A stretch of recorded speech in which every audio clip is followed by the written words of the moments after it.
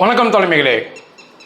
கிட்டத்தட்ட ஈரான் தனித்து விடப்பட்டு கடுமையான சேதத்துக்கு உள்ளாயிட்டிருக்கு.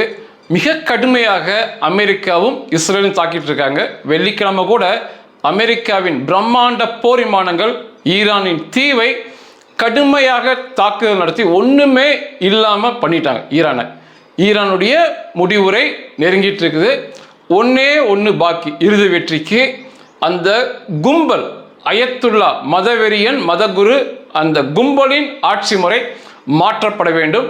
அது முழுக்க அந்த மக்களின் போராட்டம் சம்பந்தப்பட்டது. ஏற்கனவே அந்த மக்கள் போராட்டும் போது 87,000 பேர்த்து கொன்னாங்க இந்த அயத்துல்லா கும்பல்.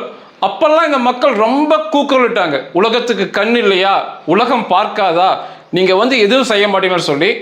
ஒரே ஒரு மாதம் கழித்து இவ்வளோ பெரிய தாக்குதலை அமெரிக்காவும் இஸ்ரேலும் ஈரானுக்குள் நடத்திட்டு இருக்கு.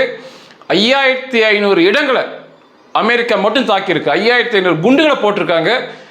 இஸ்ரேல் அதை கிணைய தாக்குதல் நடத்திட்டு இருக்கு. ஆனால் அந்த மக்கள் இன்னைக்கு 15வது நாள், 2 வாரத்துக்கு முன்னால் சனிக்கிழமை காலை 9 மணிக்கு தாக்குதல் ஆரம்பிச்சாங்க. 14 நாள் தாண்டி 15வது நாள் நடக்குது. இப்போ வரைக்கும் போராடாம வீட்டுக்குள்ள உட்கார்ந்துக்கிட்டு கூத்தடிப்பது, கும்மாளமிடுவது ஏற்றுக்கொள்ள முடியாத செயல். இறுதி வெற்றி வேண்டுமென்றால், அந்த கும்பல் மாற வேண்டும் என்றால் ஆட்சி முறை, அந்த மக்கள் களத்துக்கு வர வேண்டும், தெருவுக்கு வர வேண்டும், போராட வேண்டும். இவ்வளோ பெரிய ஆதரவு அமெரிக்கா இஸ்ரேல் தாக்குதல் நடத்தும் போது இந்த மக்களும் இணைந்து போராடும் போது முழு வெற்றியை பெற்றுவிடலாம். கிட்டத்தட்ட 50 வருட கனவு அந்த மக்களுக்கு. அந்த மக்கள் அப்படிதான் சொல்றாங்க, 50 வருஷமா எங்களுடைய கனவு, எங்களின் போராட்டங்கிறாங்க. ஆனா இப்போ போராட்டம் நடத்த வேண்டிய காலத்துல எதுவுமே செய்யாம அவர்கள் வீட்டுக்குள் தூங்குவது, அடங்கி கிடப்பது எரிச்சல் ஓட்டும் விஷயமா இருக்கு. உண்மையாவே இவ்வளோ பெரிய தாக்குதல், எனக்கே இவ்வளோ கோபம் வருதுன்னா தாக்குதல் நடத்துகின்ற அமெரிக்காவுக்கும் இஸ்ரேலுக்கும் இன்னும் மிகப்பெரிய கோபம் வரும். இவ்வளோ பெரிய பொருட்செலவு, உயிர் செலவோட தாக்குதல் நடத்துகிறோம், இவனுங்க இப்படி இருக்கானுங்களே அப்படிங்கிற மாதிரி. அதனால இறுதி வெற்றி மட்டுமே தேவை. அது அந்த மக்களின் கையில் இருக்கு. ஏன் இப்படி ஈரான் தனித்து விடப்பட்டது? மொத்தம் இந்த உலக நாடுகளில் 6 நாடுகள் எப்பொழுதுமே சண்டைக்கு தயாரான நாடுகள், மிகப்பெரிய வல்லரசுகள், எந்த போக்கையும் மாற்றக்கூடியவர்கள் இராணுவ ரீதியாக. அமெரிக்கா, இஸ்ரேல், இந்தியா, ரஷ்யா, சீனா, நார்த் கொரியா. இதில் அமெரிக்காவும் இஸ்ரேலும் தான் ஈரான் மீது தாக்குதல் நடத்துகிறாங்க. பிற இந்த 4 நாடுகள், இந்தியா, சீனா, ரஷ்யா, நார்த் கொரியா, அந்த நாடுக்கு ஈரானுக்கு உதவியாக சென்றிருந்தால் இந்த அளவுக்கு தாக்குதல் அமெரிக்காவும் இஸ்ரேலும் நடத்த முடியாது. நிச்சயமாக களத்தில் சண்டைக்கு வரவே முடியாது. ஆனால் இந்த ஈரான் தனித்து விடப்பட்டிருக்கு. இது ஈரானை தனித்து விடலை, அந்த கும்பலை, அயத்துல்லா கும்பல் ஆகாது அப்படி என்று அந்த அயத்துல்லா கும்பலை தான் தனித்து விட்டிருக்காங்க. மற்றபடி ஈரானை இன்னமும் நாம் நேசிக்கின்றோம், அந்த தேசத்தை நேசிக்கின்றோம், அந்த மக்களை நேசிக்கின்றோம். ஆனால் இந்த அயத்துல்லா ஆட்சி முறை மட்டுமே ஆகாது. இந்த பதிவு முழுக்க ஈரானை ஏன் மோடிஜி கைவிட்டார் என்பதே. இந்த அலி கொமேனியை கொன்றதற்கு பிரதமர் மோடியோ அல்லது அமைச்சர்களோ எந்த இரங்கலும் தெரிவிக்கவில்லை. நமது வெளியுறவுத்துறை செயலர் மிஸ்ரி என்பவர் மட்டுமே ஈரான் தூதரகம் சென்று அஞ்சலி குறிப்பிடுகிறார். வேற எந்தவித மிகப்பெரிய அரசு சார்பாக இரங்கல் தெரிவிக்கப்படவில்லை. நேற்று நமது பிரதமர் மோடிஜி அவர்கள் ஈரான் அதிபர் மசூத் பெசசியான், அவர்தான் தேர்தலில் மக்களால் தேர்ந்தெடுக்கப்பட்டவர், அவரை தொலைபேசியில் அழைத்து சில காரியங்களை பகிர்ந்திருக்காரு. அதை படித்தோன்னே தான் இந்த பதிவே கொடுக்குன்னு தோணுச்சு. அதில் நமது பிரதமர் அவர்கள் சொல்லியிருந்தார், சீக்கிரத்தில் இந்த பிரச்சனையை பெருசு பண்ணாமல் பேச்சுவார்த்தை மூலம் தீர்த்து கொள்ளுங்கள் அப்படின்றாரு. மிகச்சரியானது.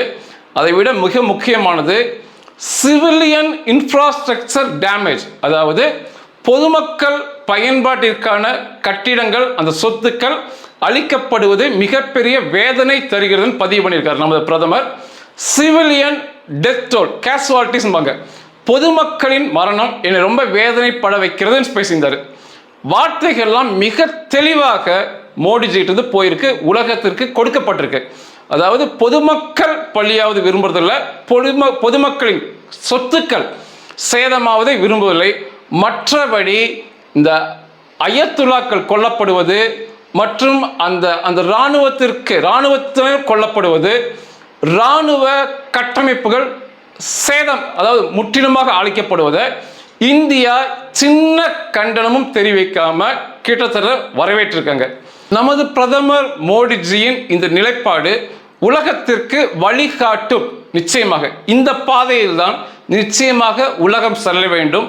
இன்னும் சொல்லப்போனால் அந்த பக்கம் டெலிஃபோனில் பேசிய ஈரான் அதிபர் மசூத் பெசசியானே மனதுக்குள் இதை ரசித்திருப்பார். மோடிஜி பேச்சை முழுசாக ரசித்திருப்பார். மக்கள் நீங்கள் புரிந்து கொள்ள வேண்டும், ஏன் இந்த அயத்துல்லாக்களை, இந்த அலி கொமேனிகளை கொல்ல வேண்டும் மற்றும் அவர்களை முற்றாக இல்லாமல் பண்ண வேண்டும் என்று.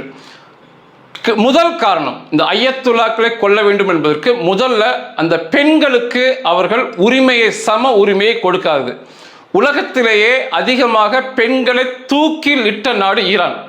துப்பாக்கியில் சுடுறது வேற, சட்டப்பூர்வ விசாரணை நடத்தி தூக்கில் தொங்க விடுறது நடுவீதியில் ஈரான் தான் அதிகமாக பண்ணியிருக்காங்க. இந்த சீனா, நார்த்கொரியா போன்ற நாடுகள் கூட செய்யலை. இதை செஞ்சது அதிகமாக ஈரான். அந்த பெண்களுக்கு எந்த உரிமையையும் கொடுக்காமல் 50 வருஷம் கிட்டத்தட்ட அடக்கி வச்சிருக்காங்க.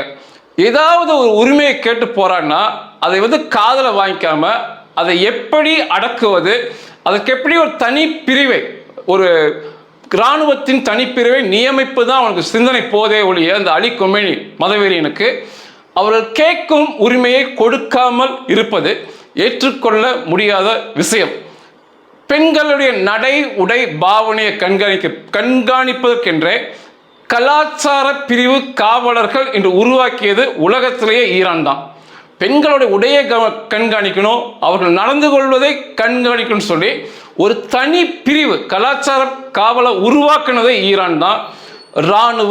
இராணுவத்தை நம்பாமல் இன்னொரு இராணுவம், அதை நம்பாமல் இன்னொரு துணை இராணுவம், இப்படி எண்ணற்ற படைப்பிரிவுகளை உருவாக்கி அந்த மக்களின் நியாயமான உரிமையை செவிசாய்க்க மறுத்தது. குறிப்பாக பெண்களை அடக்கி ஒடுக்கியது முதல் காரணம். இரண்டாவது, ஜனநாயகத்தை கேலி கூத்து ஆக்கியது. உலகத்துக்கு ஒரு தவறான எடுத்துக்காட்டு ஈரான். 10 கோடி மக்கள் இருக்காங்கன்னு சொல்லுவாங்க. கோடிக்கணக்கான மக்கள் தேர்தலில் பங்கெடுத்து வாக்கு செலுத்தி அவர்களுக்கான அதிபரையும் தேர்ந்தெடுப்பாங்க, பாராளுமன்றத்தையும் தேர்ந்தெடுப்பாங்க. ஆனால் கோடிக்கணக்கான மக்களின் எண்ணத்தை விட ஒரு 88 மதவெறி பிடித்த மத குருமார்களும் அவன்களால் தேர்ந்தெடுக்கப்படும் ஒரு உச்சபட்ச மத குரு தான் எல்லாத்துக்கும் மேல. இந்த கோடிக்கணக்கான மக்கள் சொல்லுவதெல்லாம் வீண், அவர்கள் வாக்களித்தது வீண், அவருடைய பாராளுமன்றம் வீண், அதிபர் வீண் என்று சொல்லி இந்த மத வெறியன்கள் கும்பல் ஒரு வெறும் 89 மத வெறியன்கள், மத குரு எனப்படும் மத வெறியன்கள் தான் கோடிக்கணக்கான மக்களின் உணர்வுகளுக்கும் மேலானது. அவர்கள் சொல்வதை தான் கேட்க வேண்டும். தேர்ந்தெடுக்கப்பட்ட அரசு வீண் என்று செயல்பட்டது. இது ஜனநாயகத்தில் ஒரு கேலி கூத்து என்று சொல்லப்படும். இப்போ நார்த் கொரியாவில் வேற மாதிரி ஒன்று நடக்குது, மன்னர் பரம்பரை போல. சீனாவில் கம்யூனிஸ்ட் ஆட்சி நடக்குது.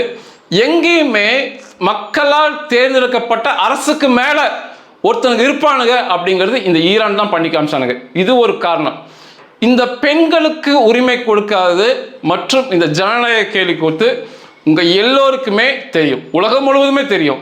முக்கியமானது, மோடிஜி இந்த அயத்துல்லாக்களை விட்டு கொடுத்தது காரணம் எல்லை தாண்டிய பயங்கரவாதம். இது மிக முக்கியமானது. இதில் நம்ம ரொம்பவே பாதிக்கப்பட்ட நாடு இந்தியா, எல்லை தாண்டிய பயங்கரவாதத்தில்.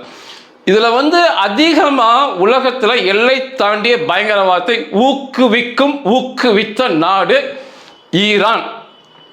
உலகம் முழுவதும் உள்ள சியா பிரிவு பயங்கரவாதிகளை உருவாக்குவது, மேலே கொண்டு வந்து நாடுகளுக்குள் நாடு உருவாக்குவது ஈரான் தான். சியா பிரிவுனா அதோடு நிற்க மாட்டானுங்க. பயங்கரவாதம் என்று வரும்போது சன்னி பிரிவுக்கும் அந்த பயங்கரவாதத்தை ஊக்குவிப்பது ஈரான் தான். இந்த காசால சுற்றி திரிந்த ஹமாஸ் பேடிகளுக்கு ஹமாஸ் சன்னி பிரிவு பயங்கரவாதம், அதற்கு அதிக நிதியுதவி அளித்தது கருத்தியல் ரீதியாக உடன் நின்றது. அவர்களுக்கு ஆதரவாக ஏவுகணைகளை அனுப்பதை பூராமே ஈரானும் ஹவுதியும் தான். இப்படி எல்லை தாண்டிய பயங்கரவாதம், இஸ்லாமிய பயங்கரவாதத்துக்கு உடன் இருந்தது முதல் நாடு உலகத்திலேயே ஈரான் தான். இப்போ நீங்கள் சவுதி எடுத்துக்கிறீங்க, குவைத் பார்க்குறீங்க, பஹ்ரைன் பார்க்குறீங்க, யுஏஇ பார்க்குறீங்க, இவங்க யாருமே ஈரான் அளவுக்கு வெளிநாடுகளில் உள்ள பயங்கரவாதத்தை வளர்த்து விடவில்லை. இவனுங்க மட்டும்தான் அதை செஞ்சானுங்க, அதனுடைய விளைவை அனுபவிக்கிறாங்க. 3 மிகப்பெரிய பயங்கரவாத இயக்கம். ஒன்று ஹவுதி, இது ஏமனில் செயல்படுது. ஏமனை பிரித்து 2 நாடுகளாக்கி அங்கே ஹவுதி என்ற பயங்கரவாதத்தை உருவாக்கியது ஈரான். இரண்டாவது இஸ்லாமிக் ஜிஹாத், இது காசாவில் செயல்படுது, பாலஸ்தீனில் செயல்படுது. அங்கே காசாவை 2ஆக பிரித்து ஹமாஸ் பயங்கரவாத இயக்கம் ஏற்கனவே இருக்காங்க, அதற்கு போட்டியாக இஸ்லாமிக் ஜிஹாத்தை உருவாக்கி விட்டது ஈரான். மூன்றாவது மிக முக்கியமானது ஹிசபுல்லா பயங்கரவாதம். லெபனானில் அது ஒரு நாடு என்று செயல்படுது, அதை பிரித்து அங்கே ஹிசபுல்லா பயங்கரவாதத்தை உருவாக்கியது, வளர்த்தி விட்டது ஈரான். இன்னைக்கு ஹிசபுல்லாவில் உச்சக்கட்டத்தில் இருக்கும்போது லட்சத்திற்கு மேற்பட்ட பயங்கரவாதிகள் சம்பளம் பெற்றுக்கொண்டு ஹிசபுல்லாவில் வேலை செஞ்சாங்க. பின்னணியில் இருந்தது ஈரான். இஸ்லாமிக் ஜிஹாத் என்பது மிகப்பெரிய பயங்கரவாத இயக்கம். ஆனால் ஹமாஸ் முன்னால் வெளியே தரல, அதை மீறிய பயங்கரவாதம் ஹமாஸ். அதனால் இஸ்லாமிக் ஜிஹாத்துடைய பேர் உங்கள் யாருக்குமே தெரியல. ஆனால் ஹமாஸ் செய்யும் கொடூரத்தை விட மிகப்பெரிய கொடூரத்தை செய்தவர்கள் இஸ்லாமிக் ஜிஹாத் பயங்கரவாத இயக்கம். பல ஆயிரம் பயங்கரவாதிகள் அதில் இருந்தாங்க. ஏமன் ஹவுதிஸ், அவங்க நாட்டையே பிடிச்சு தனி நாடாகவே மாற்றிட்டாங்க. சவுதி தலைமையில் சண்டைக்கு வரும்போதும் ஈரானுடைய ஆதரவு வந்தனால சவுதி தலைமை அரபு நாடுகள் தோத்து போயின. இப்படி இந்த எல்லை தாண்டிய பயங்கரவாதத்தை ஏற்றுக்கொள்ளவே முடியாது. அவர்கள் நாட்டை அவர்கள் எவ்வளவு வேண்டுமானாலும் முன்னேற்றலாம் ஈரானை. அதை தாண்டி அந்த மக்களை எவ்வளவு செல்வ செழிப்பாக வேண்டாலும் வாழ வைத்திருக்கலாம், உலக நாடுகளோடு இணக்கமாக செயல்பட்டிருக்கலாம். ஆனால் எங்கோ இருக்கும் ஏமனுக்கும், எங்கோ இருக்கும் லெபனானுக்கும், எங்கோ இருக்கும் காசாவிலும் இவர்கள் பயங்கரவாதத்தை உருவாக்கி இவ்வளோ பெரிய வன்முறைக்கு இந்த உலகம் போக காரணமாக இருந்தது இந்த மதவெறியன் அயத்துல்லா தான். இதுக்குமே ஒரு தனிப்பிரிவை நியமிச்சானுங்க. இப்போ எங்கெங்கே என்னென்ன வன்முறை செய்யணுமோ அதற்கென்று தனி பிரிவு இராணுவத்தில் உருவாக்குவானுங்க. இதில் ரொம்ப புகழ்பெற்றவங்க. இந்த எல்லை தாண்டிய பயங்கரவாதம், பிற நாடுகளில் பயங்கரவாதத்தை ஊக்குவிப்பது, வளர்த்துவதற்கு தனிப்பிரிவு குஸ் ஃபோர்ஸ் அப்படின்னு வச்சானுங்க. QUDS. நேற்று கூட ஈரானில் அந்த குஸ் ஃபோர்ஸ் நினைவு நாள் அவனை கொண்டாடினானுங்க. இது தனிப்பிரிவு. இராணுவம் இருக்கு, துணை இராணுவம், பிற பிரிவுலாம் இருக்கு. வெளிநாடுகளில் அந்த பயங்கரவாதிகளுக்கு பணம் கொடுப்பது, ஆயுதம் கொடுப்பது, பயிற்சி கொடுப்பது. ஆயுதம்னா நீங்க துப்பாக்கி நினைக்காதீங்க, ஏவுகணைகள், ராக்கெட்டுகள், ட்ரோன்கள், இந்த அளவுக்கு மிகப்பெரிய ஆயுதம் கொடுத்தது. இன்னைக்கு ஹவுதி ஏவுகணை இஸ்ரேலுக்கு அனுப்பலாம்னா அதன் பின்னணியில் இருப்பது ஈரான். ஹிசபுல்லா ஆயிரக்கணக்கில் ராக்கெட் உள்ள விடுறாங்க, இஸ்லாமிக் ஜிஹாத் ராக்கெட் உள்ள விடுறாங்க, இஸ்ரேலுக்குள்ள ட்ரோன் உள்ள விடுறாங்கன்னா அதற்கு பின்னணியில் இருப்பது ஈரான். இப்படி அந்த ஈரானில் இயற்கை வளத்தின் மூலமாக வந்த வருமானத்தையும் மக்களின் வரி பணத்தையும் இப்படி பயங்கரவாதத்தை வளர்ப்பதற்கென்றே செலவு செய்தது. அந்த நாடுகளுக்குள்ள ஏகப்பட்ட இராணுவம், கலாச்சார பிரிவு, வெளிநாடுகளில் பயங்கரவாதத்தை ஊக்குவிக்க தனி குட்ஸ் ஃபோர்ஸ் என்ற ஒரு இராணுவத்தை, பயங்கரவாத இராணுவத்தை ஏற்படுத்தி இதெல்லாமே கொஞ்சம் கூட ஏற்றுக்கொள்ள முடியாத செயல். இந்த எல்லை தாண்டிய பயங்கரவாதத்தில் நம்ம பெரிதும் பாதிக்கப்பட்டனால தான் இதையெல்லாம் நம்ம உணர்ந்திருக்கோம். அதனால தான் இந்த அயத்துல்லா அலி கொமேனி கொல்லப்பட்டதுக்கு எந்தவித இரங்கலையும் இந்த நிமிடம் வரை, நொடிப்பொழுது வரை மோடிஜியோ மந்திரிகளோ தெரிவிக்காதது.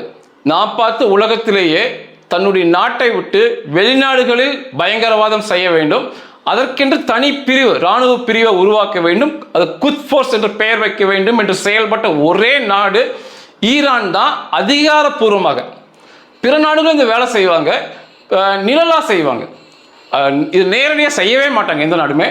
ஆனால் எந்தவித அச்ச உணர்வின்றி நேரடியாக செய்தது இந்த ஈரான் தான். இதற்கெல்லாம் தான் இன்னைக்கு அனுபவிக்கிறானுங்க. இந்த வல்லரசு நாடுகளான இந்தியா, ரஷ்யா, சீனா, நார்த் கொரியா அதை மிகவும் பெரிதாக படைகள் எல்லாம் அனுப்பி உறுதுணையை நிற்காம சிறிய அளவில் சீனா, நார்த் கொரியா, ரஷ்யா வெறும் பேச்சளவில் இதை கண்டிக்கிறாங்க. கொஞ்சம் அதிகமாக இந்தியா அதை கூட செய்யலை. அதனால எல்லை தாண்டிய பயங்கரவாதம் என்பது ஏற்றுக்கொள்ள இயலாத காரியம். உடன் இந்த பெண்களுக்கு சம உரிமை கொடுக்க மாட்டேன் என்பது. நீங்க சீனாவையும் நார்த் கொரியாவையும் பேசுறீங்க, அங்க ஜனநாயகம் இல்லைன்னு. அங்க பெண்களுக்கு சரிக்கு சமமான உரிமை உண்டு. ஆணுக்கு என்ன உரிமையோ பெண்ணுக்கும் உண்டு. அது இல்லாம பெண்களுக்கு அவர்களை ஒரு மனுஷியாவே நினைக்காம அந்த அளவுக்கு அடக்கியது. அதிகம் உலகத்தில் தூக்கல் போட்டதே ஈரான் தான். அதற்கான விளைவை தான் இன்னைக்கு சந்திச்சுட்டு இருக்காங்க. முழு வெற்றி என்பது அந்த ரெஜிமை மாத்திரம் தான். அது அந்த மக்களின் கைகளில் மட்டுமே இருக்கு. இப்படி போராடாம சோம்பி திரிந்தார்கள் என்றால் அதுக்கு ஒண்ணுமே பண்ண முடியாது. நன்றிகள்.